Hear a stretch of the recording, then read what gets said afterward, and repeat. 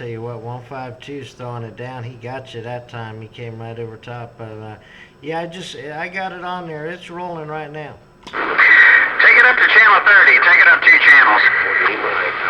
All right, I went to 30. Okay, this one ought to be a lot clearer there. Maybe you'll be able to hear me a little better there. Yeah, you're about swinging 9 on the meter and real good audio.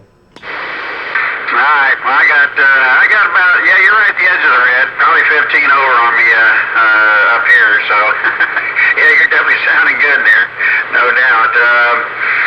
Yeah, my antenna's just barely like 25 feet up right now. I had some real bad SWR problems there for a couple of weeks and couldn't find the problem, and I finally found it and got it fixed, and I got to get a couple guys to help me jack it back up, push it back up to the full 36 foot, so I got about 15 feet higher to go, and I'm sure I'll make ground wave a lot better the extra 15 feet there, Roger.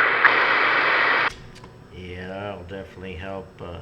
Yeah, with the CB radio stuff, antenna system and all, you get weird things that happen. You got to fix and all. I had water coming down. The rotor wire was coming inside the shack here, so had to get that fixed.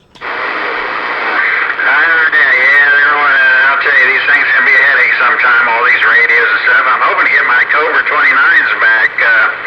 I got 2 of them. Those are the ones that sound really good. My audio quality's great, even with the D104 on those 2 radios. But truck up there is working on them up there in Kentucky, and I guess he was in the process of moving or something, so he hadn't been able to get to them. So I'm hoping to get those back and get one of them back on the base again, because it sounds a whole lot better than this Galaxy. I don't